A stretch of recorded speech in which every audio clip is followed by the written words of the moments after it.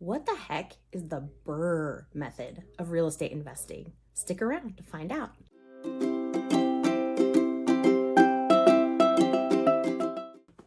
Hey there, welcome to the JeannaSellsIdaho YouTube channel. I'm Jeanna, and I'm so glad you stopped by.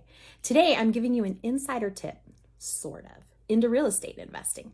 I say sort of because if you've ever researched real estate investing at all, you've probably heard of the BRRRR method. There are so many books devoted to using this golden formula to invest in real estate. While I wouldn't tout it as a golden formula that works in all situations, it is a good place to start if you are looking to build a rental property portfolio. BRRRR stands for buy, renovate, or rehab or repair, whichever R term you want to use here. Rent, refinance, repeat. Seems pretty simple, right? Here's where I'm going to complicate it because you do have to have some knowledge besides the method to make this work for you. First step is buy. Pretty clear. You have to purchase a property to get started. When you are looking at distressed properties, you are going to learn pretty quickly that it's difficult, if not impossible, to find a lender to give you a traditional mortgage on a property that needs a lot of or certain types of repairs. There are renovation loan possibilities, like a 203K, but even those can be difficult or expensive, and they do add costs to the process. This is because the contractor payouts come from the loan. This is also why experienced investors just pay cash. Great, but where do they get the cash? The quick and easy answer is hard money lenders. These are typically short-term, high-interest loans. Think interest-only loans here, which works out if you're in the property for only a short time before you get to the refinance step. This is why smaller investors, the mom and pop investors if you will, use HELOC loans or cash out refinance their current properties and use that cash to make their purchase. Step 2, renovate, make repairs to the property. This is where you need to have some knowledge of the costs associated with home repairs, or at the very least a resource or a partner that is up to date on these costs. In order for you to know the best price to pay for a property, you must know how much repairs are going to cost, whether you do these repairs yourself or hire them out.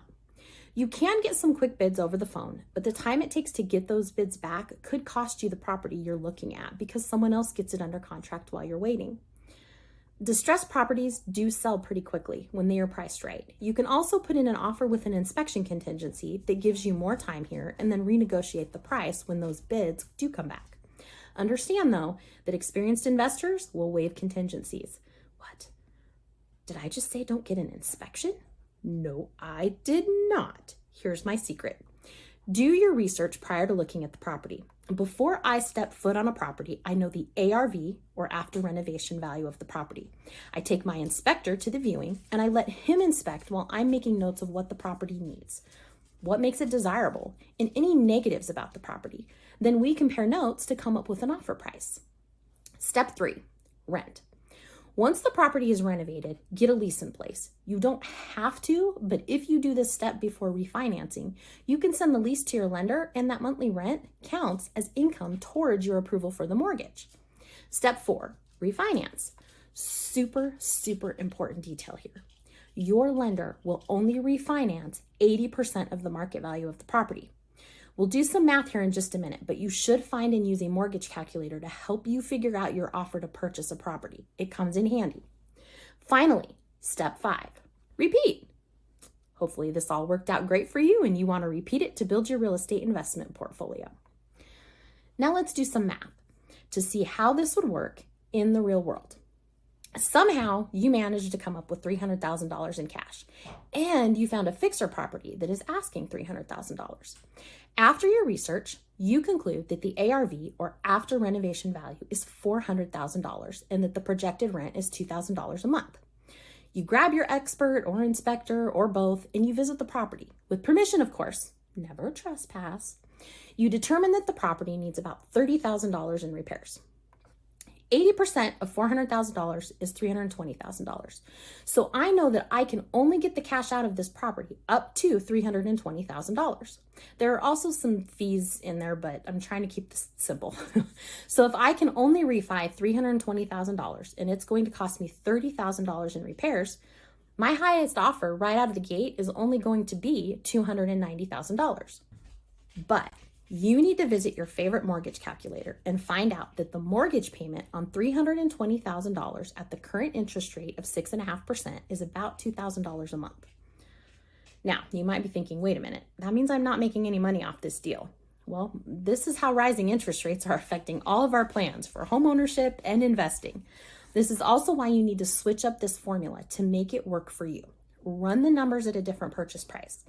And also remember that all your cash is back out so that you can purchase another property while the tenant is paying the mortgage on the one you just finished. And now you own a property that is 20% equity positive.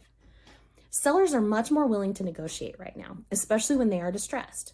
Be upfront and honest though when making an offer. And this is why I say go in with no contingencies. Use your realtor's expertise here. Do your due diligence prior to making an offer. Go low, but make it known that you intend to close or the seller gets your earnest money. Be a sure thing, and they may accept just to get the deal done and the property sold. Price isn't always what seals the deal. Maybe they need a week or two after closing to move. Maybe they want to close in 3 days. Make the deal work for both sides.